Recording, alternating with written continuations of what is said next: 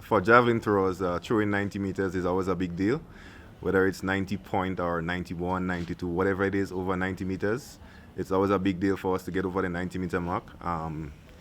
If I get over the 90-meter mark tomorrow, or any one of the other athletes do it, I mean, it's a celebration for everyone in the event because of how much we appreciate and how much we have respect for that 90-meter mark. So, getting a 90-meter mark tomorrow would be amazing for me and anybody in the field. Training is always, I try to remain as calm as possible in training, because in training that's when you have to visualize, and that's where you have to remember all the cues and pay attention to exactly what you're working on. So to me, I don't have luck like being aggressive in training and trying to work on that. So I try to remain as calm as possible, so I could see the throw in my mind and execute it as good as possible.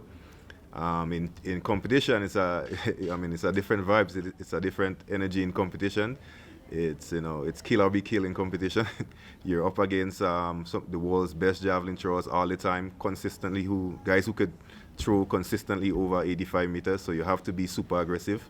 In the competition, there is no time to holding back, because the moment you start to hold back is the moment somebody get meters ahead of you. Being my third competition of the season, I'm still working on getting back my rhythm. Last year I would have got into rhythm like at the Olympic Games, so it took me a while to catch my rhythm last year. So right now I'm still trying to catch it a bit earlier than I did last year. So this meet, my goal would be to get possibly 87, 88 meters. Even better if I get 90 meters. So this meet is just working on my rhythm and trying to build on what we've been working on for this season.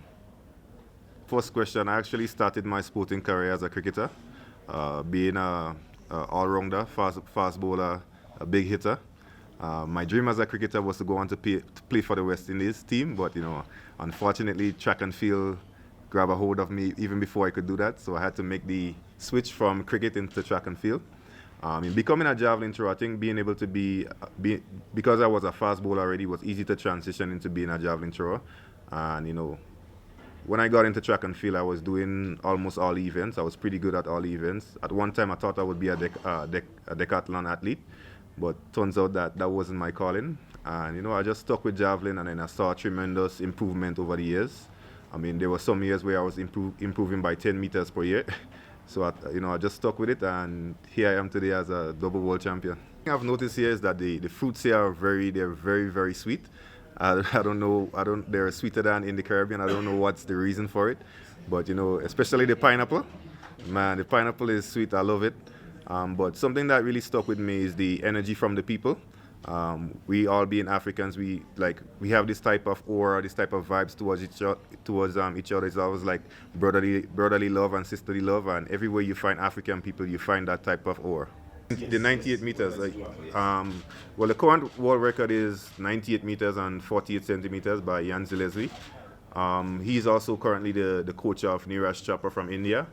And if 98 meters is possible, I think it's certainly possible. We saw a few years ago that Ioannis Veta got all the way up to 97 meters. I think he was like 12 centimeters short of the world record.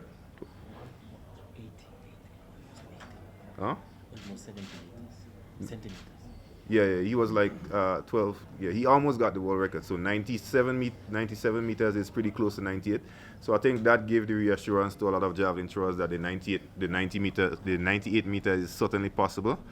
And in terms of your question with the battle between India and Pakistan, I think that the classic that Chopra, the meet that Chopra is going to have, I think it's a good thing for India and Pakistan.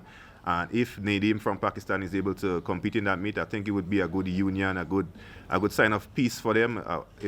It would be like a motivational factor to the people. If the athletes could come together and compete together and show love to each other, it would be like a big motivational factor to the rest of their country to come together and live as one in unity and in peace.